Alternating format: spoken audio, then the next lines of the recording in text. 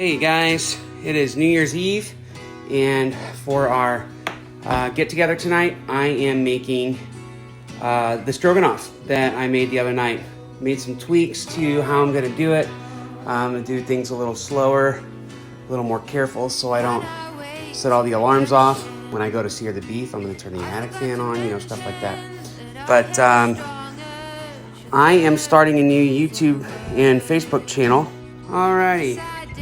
So we got our meat, we got our cast iron Dutch oven. It's real hot. And instead of oiling this, believe it or not, I actually want some brown bits to stick to the bottom of the pan when I sear the meat, because that's gonna form what's called a fond, and it's gonna help develop the flavor of the sauce. So we're just gonna get a good sear on every side of this. What is this? It's beef of some kind. Chuck roast, goodness. I didn't use spare ribs this time. I definitely didn't use high quality Wagyu beef this time. It made this way too rich last time, so more to come. Alrighty, I have the last round of beef in the Dutch oven. Wow, I'm tired. I've been cooking all day already and I got a long way to go. So this is round 3, getting it sear. And let's see if you can see. I already got some nice bits sticking to the bottom. Oh, that's about seared already. Got some nice bits sticking to the bottom. That's gonna make a really good fond. All right, so I have the beef all done. It's got good chunks at the bottom. I have our aromatics here that I'm gonna add right to this pot. So I got some very thick chopped onions, some thick chopped carrots, and 3 smashed garlic cloves. And I left these thick because this is going to end up, let me turn this down just a little bit.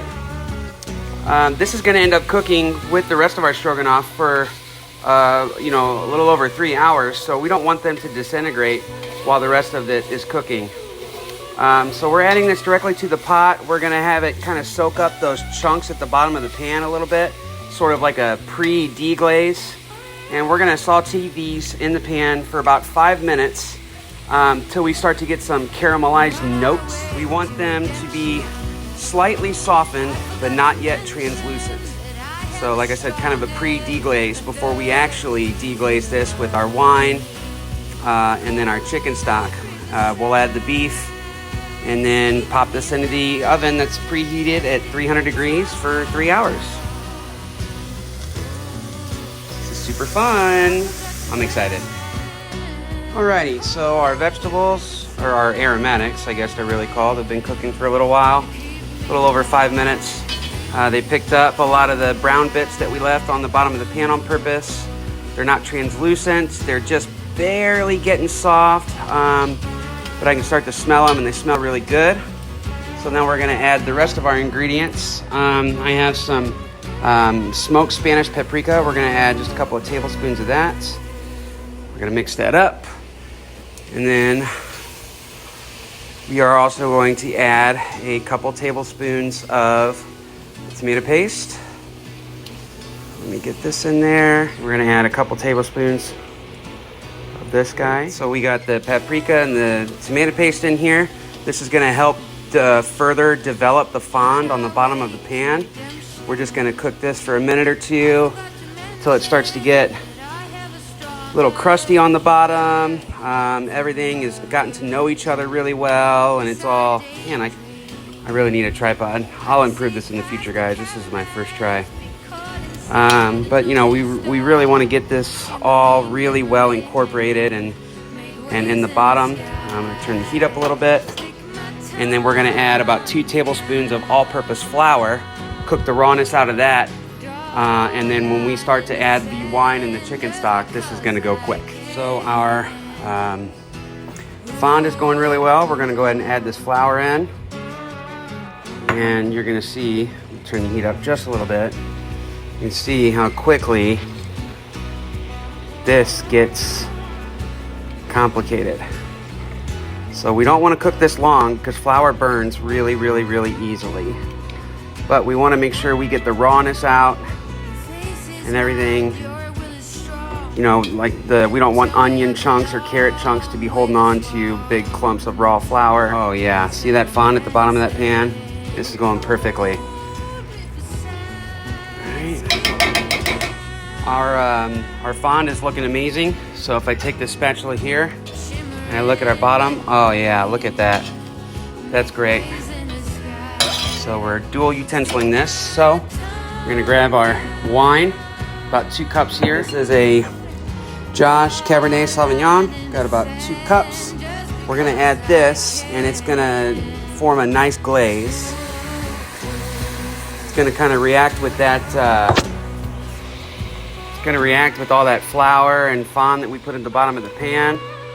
And we just wanna stir this until the alcohol itself kind of cooks out of it and this starts to get real thick. I do not think there are words in the English language that describes how amazing this smells right now.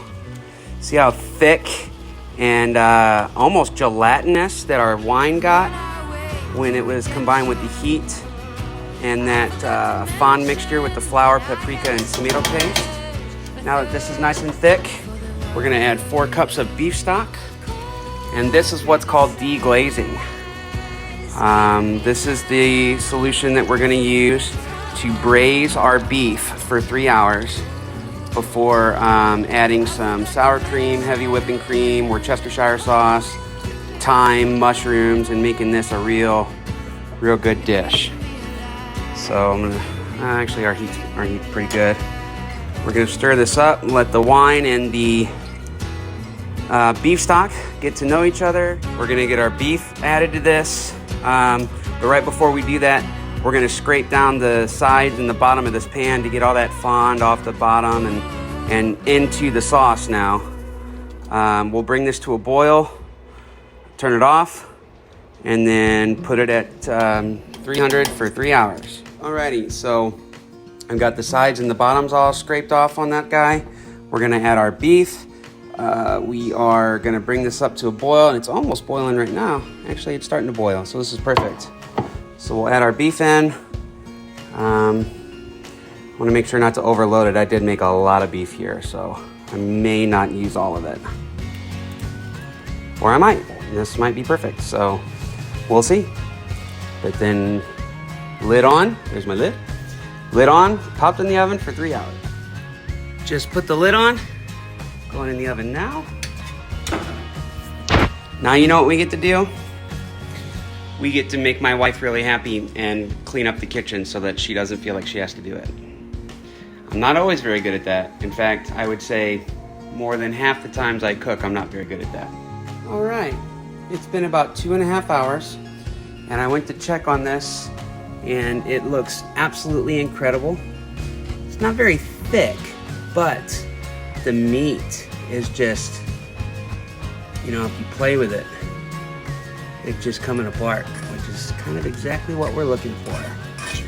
So I'm gonna go ahead and put the lid back on and let it keep going while I do the mushrooms and get the sauce ready and all that good stuff.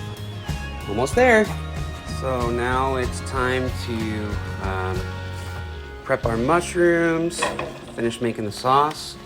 So I have some butter and olive oil going, and I really want to use cremini or chestnut mushrooms, but I didn't go to my farmer's market or anything because it's New Year's holiday. So we're just going to use some baby bellas. Butter, olive oil. We'll get some salt going in this guy. And then I want to let these expel their moisture before they start to really crisp up a little bit and get all those really good umami flavors released. And the sauce is next. Super easy. Mushrooms are crisping up really well. Give them a quick toss. And then we got our sauce.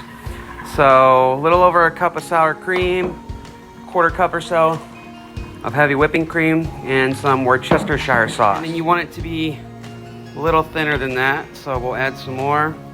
Once we get this flavor and consistency down, we're gonna temper it. The main stroganoff is out of the oven. The mushrooms are browned with thyme, salt, and butter and olive oil. I have 6 cups of water with butter and salt, and that is for the 3 cups of rice. But first, we gotta wash the rice. I washed my rice with this colander. It works out really well. It's just a fine mesh sieve or a colander. And so I literally just put all of my rice in it with hot water that just pours through it. And I just do this until the water underneath starts to look a little clearer. This rice is actually pretty clean, but it always cooks so much better when you wash your rice.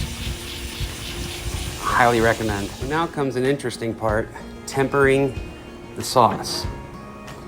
So if we don't temper our sauce and we put this sour cream and heavy whipping cream mixture right in it, it'll curdle and cook. We don't want it to cook. So to temper it, we just grab some of the really hot sauce here and we just kind of slowly add it to our mixture. So you just mix this in until it's up to temperature. This is a really important step if you don't want cottage cheese in your stroganoff. Oh, time for rice. Rice is in, cream sauce is tempered, so we're just gonna add all of this. Stir it up, add our mushrooms. Once the rice is done and this thickens up, it's time to eat. Hope you enjoyed. It's so good. I'm gonna take some pictures and stuff later of it on top of rice. You know, it's meant for egg noodles like stroganoff, but I just feel like the rice is so much better. Let me know what you think. So I'm editing this video and I'm getting it ready to post, and I realized I majorly failed you guys, man. I did not take any photos of the completed project. Man, I messed up. But I will tell you, it was really good. And now I made it once with egg noodles and I made it twice with rice, and I far prefer it over rice. So, you know, throughout the video, you've heard me refer to it as stroganoff, but really, since there's no egg noodles, it's called smothered steak. It's a dish that my mom made when we were growing up. It wasn't like this, but it's just one of my favorites, and it was good. So, throughout this video, I was really playing with camera angles. I was trying to flip the front facing back to the back facing, and I was trying to cook one-handed while trying to film with the other hand. So in the future, you'll notice that I have videos in landscape mode instead of portrait, and that I'll have a camera up on a tripod instead of trying to multitask. So apologies for kind of the rough video content of this one. But really, you guys should get the idea. It was a great dish, and I highly recommend you try it. You know, it takes about 4 hours to make, but it's absolutely worth it. I mean, it's one of my all-time favorites. So, thank you. Thanks for supporting the channel. Thanks for, you know, being here and hanging out. And I look forward to seeing you guys on the next kitchen adventure.